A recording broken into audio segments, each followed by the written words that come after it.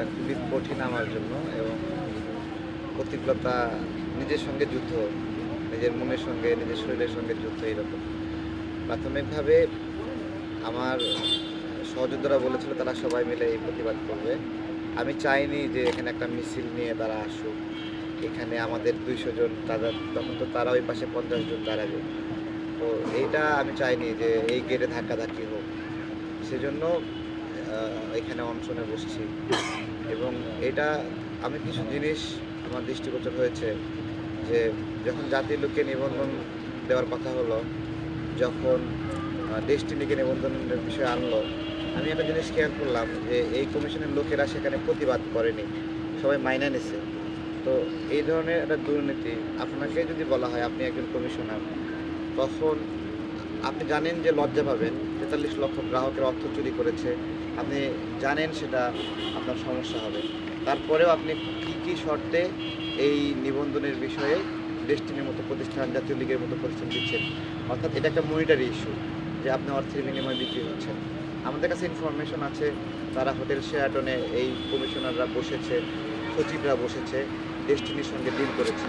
তো এইভাবে যদি টাকার কাছে বিক্রি হওয়া মানুষগুলোর হাতে আমাদের নির্বাচনী ব্যবস্থাপনা থাকে, যারা আমাদের 18 সালে সুন্দর একটা নির্বাচন উপহার দিছে, 24 সালে আরও সুন্দর নির্বাচন উপহার দিছে, তো তারাও তো সামনেই নির্বাচন আয়োজন করছে।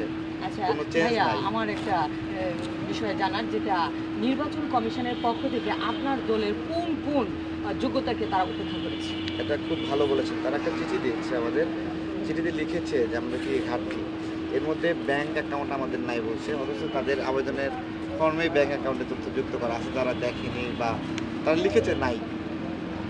তারপরে অর্থের উৎস বিষয়ে গণতন্ত্রে আমাদের নীতিমালা আছে, তারা বলছে নাই, তারা না দেখেই বলছে নাই। তারপরে নারীদের 33% অংশগ্রহণ প্রতিনিধিত্ব রাখার কথা আমরা রেখেছি, এটা আমাদের গণতন্ত্রের 16 নম্বর অনুচ্ছেদ, তারা বলছে তারা পায়নি। তো এইরকমভাবে 22টি জেলায় তারা তদন্ত করেছে, তার মধ্যে 20টি জেলায় আমাদের কার্যক্রম পেয়েছে, 2টা পায়নি। কিন্তু আমরা জমা দিয়েছি 43টি জেলা, 43টির মধ্যে 34টিতে আমাদের অফিস আছে। তারা যদি বলতো যে এই 34টির মধ্যে আর মানে আমাদেরকে বলতো, তাহলে তাহলে তাহলে আমরা আমাদেরকে যদি বলতো যেটা পাওয়া যাচ্ছে না, তাহলে আমরা তাহলে 34টির মধ্যে আরো আমরা 2টা সেখান থেকে খুঁজে বের করতাম, আরো 2টা খুঁজে বের করতাম। তো তারা আমাদেরকে সেটা জানায়নি এবং না জানাই রিপোর্ট দিয়ে দিছে যে আমাদের যোগ্যতা নাই। তারা প্রথমে 36টি উপজেলায় ভিজিটে গিয়েছিল, কিন্তু তারা প্রতিবেদন লিখছে তারা 3টা পেয়েছে। যখন আমরা ছবিগুলো দেখালাম, এই যে আপনারা গিয়েছিলেন, কেন বলেছেন আপনারা পান না, তখন বলছে ঠিক আছে আবার তদন্ত হবে। তখন তারা 82টা উপজেলায় আবার তদন্ত করলো, 82টা উপজেলায়। সেই 82টা উপজেলায় তদন্ত করার পরে হঠাৎ করে তারা তদন্ত স্থগিত করে দিল। এরপরে বললো সচিবরা তদন্ত করবে। তো সচিবরা তদন্ত করার বিষয়ে যখন আসলো, সব জায়গায় তারা গেল না, 66টি উপজেলায় গেল। আমরা সবগুলো ছবি ভিডিও রেখে দিলাম, তারা রিপোর্ট দিচ্ছে 33টা। তো ওরা যদি নাই যায় তাহলে অনুসন্ধানটা হবে কীভাবে? এরকম দুর্নীতিগ্রস্ত এবং দুর্বৃত্ত পরায়ণ একটা এই তদন্ত ব্যবস্থাপনা সেখানে ছিল। এগুলো যখন হাতে নাতে ধরছি আমরা, তাদেরকে এই প্রমাণগুলো আমরা দেই নাই। এই প্রমাণগুলো দেই নাই কেন? ওরা যেহেতু দুর্বৃত্তায়নের মাধ্যমে এই প্রতিবেদনটা করছিল, আমার তথ্যগুলো পাইলে ওরা আবার এগুলোর এগেনস্ট আবার একটা ন্যারেটিভ দাঁড় করাবে। এই জন্য আমি ওদেরকে একটা প্রমাণ ওদের হাতে দিইনি এখনো, যে ওরাই খুঁজে বের করুক। আমি এটা এখন সোশ্যাল মিডিয়া ট্রায়ালে চলে গেছে। আচ্ছা ভাইয়া, এখন আপনি 4 দিন যে অনশন করছেন, পরিস্থিতি অব্যাহত আছে, এখন আপনাকে কি ধরনের বার্তা নির্বাচন কমিশনের পক্ষ থেকে দেওয়া হয়েছে? কোনো বার্তা না, তাদের ভালো হইতে হবে। ভালো না হলে তাদের বিরুদ্ধে জনগণ ব্যবস্থা নেবে। এবং রাজনৈতিক দলগুলোকে বলছি, এদের উপর যদি ভরসা করেন, আপনারা যদি মনে করেন এদেরকে টাকা দিয়ে কিনে নিয়ে কাজ করবেন, তাহলে টাকা দিয়ে কিনে নেওয়ার পরে অন্য একটা টিম এসে আর একটু বেশি টাকা দেবে, তখন তাদের কাছে আবার বিক্রি হয়ে যাবে। ঠিক আছে? তো এদের সাবধান থাকতে হবে। এদের মধ্যে শুদ্ধি অভিযান ছাড়া একটা সুন্দর নির্বাচন কোনোভাবেই সম্ভব না।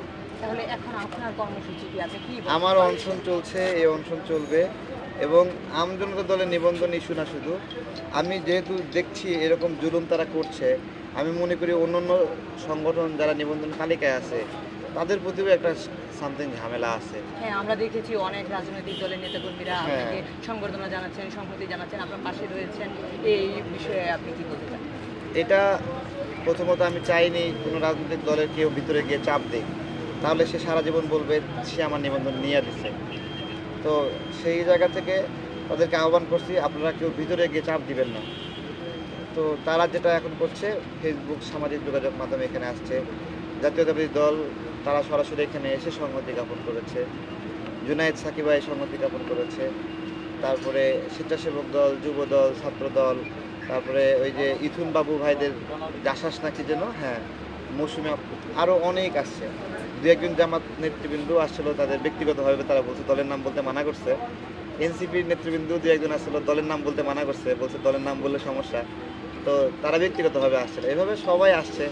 গণ অধিকার পরিষদের রাশিদ খান ভাইরা আসছিল এবং অন্যান্য অনেক সংগঠনের নেতৃবৃন্দ আসছে। সবার মুখে কৃতজ্ঞতা আপনাদের এবং দোয়া এবং ভালোবাসার কারণে আমি হয়তোবা আমাদের দলের নিবন্ধনটা পাবো। দর্শক, আপনারা দেখতে পাচ্ছেন তারেক রহমান অনেকটা